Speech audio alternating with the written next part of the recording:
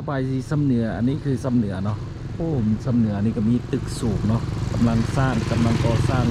ตึกสูงเลยอันนี้ก็อาคารของธนาคารพงสวรรค์นี่เนาะมาสร้างในบุหัวประเทศเนี่ยอันนั้นตึกสากลตึกสูงก็โมนะ18 ชั้นเนาะประมาณ14-15 ชั้นเขตนี้จะเป็นแม่น้ำเนาะแม่น้ำซ้ำเนาะแม่น้ำซ้ำพี่น้องขัวแม่น้ำซ้ำข้ามไปตลาดเบื้องนั้นจะเป็นตลาดเนาะตลาดก็มีขัวทางนั้นก็มีขัวเนาะขัวสองบอลยางเลาะแถวนี้แหละไปบ้านพักเขานอนอยู่แคมป์ซ้ำเนาะนอนบ้านพักแถวนี้เนาะเขานอนบ้านพักแถวนี้แล้วมื้อนี้เขาสิออกไปที่สนามบินหนองข้างเนาะอยู่ซ้ำเหนือเนาะ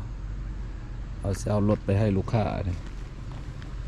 ลูกค้าเศร้า2 คันรายเดือนหนึ่งเนาะเอเวอเรสต์ทั้ง2 คันวันนี้มาฮอดแล้วรถเขาจะไปให้ลูกค้าแล้วก็สิสอกรถเมื่อเนาะขี่รถเมล์เมื่อบางเทื่อก็ได้ขี่ยนต์เมื่อกับเมื่อเนาะพี่น้องอันนี้คือในเมืองแคมป์ซัมเนาะแคมป์น้ำซัมเราจะออกไปสนามบินกันพี่น้องซ้ำเหนืองาม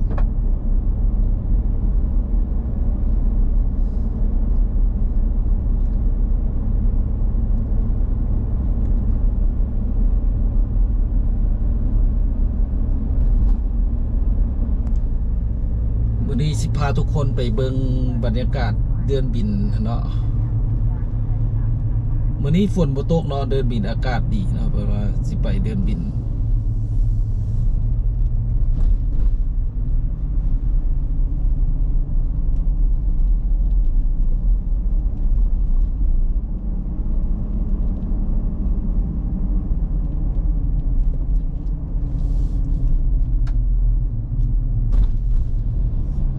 ตอนนี้เราออกจาก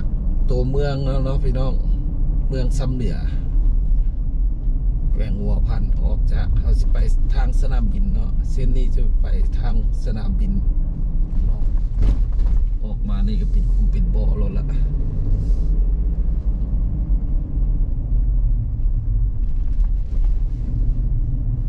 มานี่ก็ซอดนี่โอ้ตัดติดเลย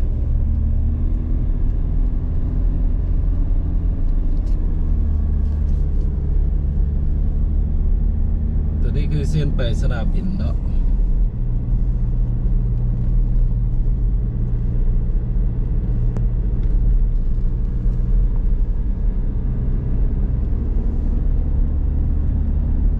แต่ซ้ำเหนือเนาะเขาจะมาเบิ่งว่านะแต่ซ้ำเหนือไปสนามบินประมาณ35 กิโลเมตรเนาะ35-40 กิโลเมตร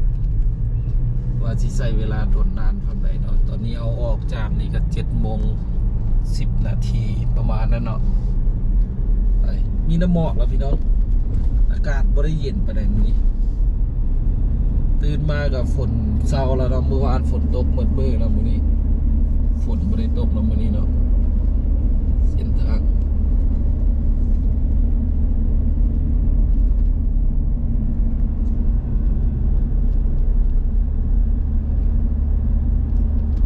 เขตนี้น้ำหมอกหลาย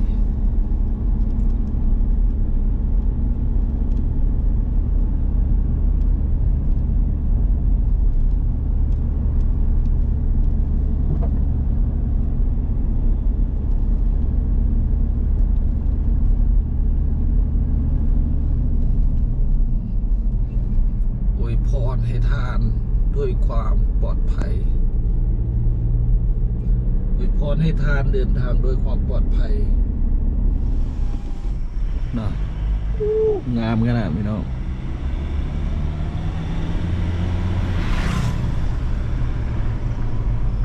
สุดยอดเลยซ้ำเหนือ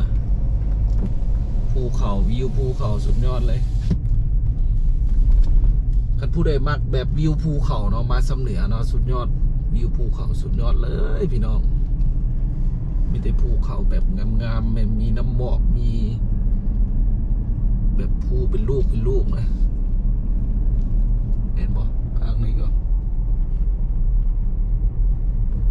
แต่อันนี้ก็สุดยอดเลย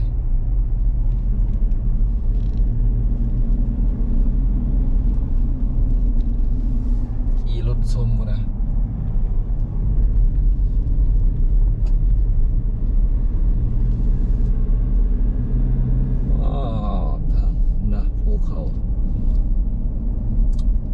ภูเขาไม่ใช่ภูเราอันนี้คือภูเขาบ่แม่นภูเฮานะพี่น้อง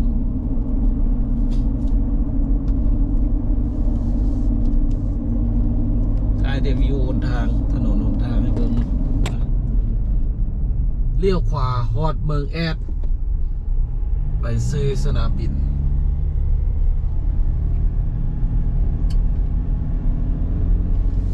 ตอนนี้เราสิเข้าไปสนามบินแล้ว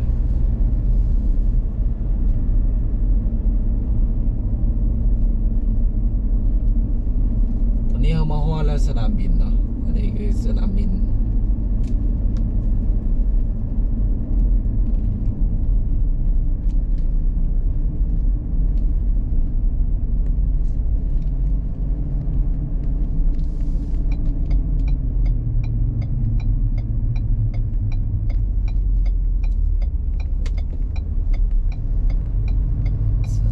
ซ้ำเหนือพอดแล้วสนามบินซ้ำเหนือพี่น้อง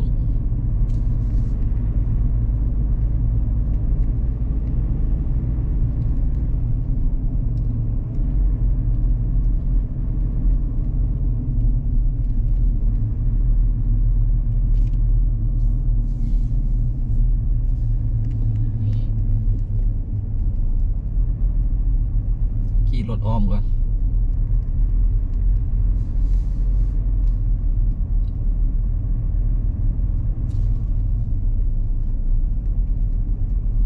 คือสนามบินเนาะ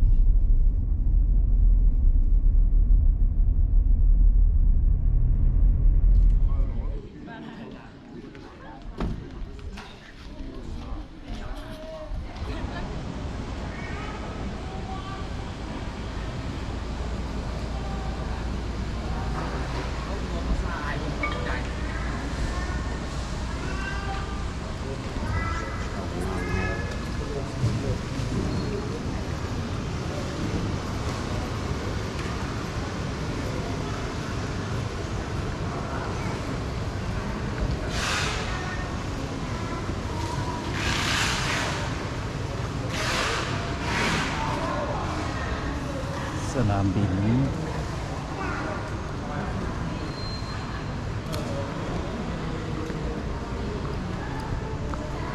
ตัวนี้จะเป็นทางออกเนาะตัวนี้เนาะ ออกหน้า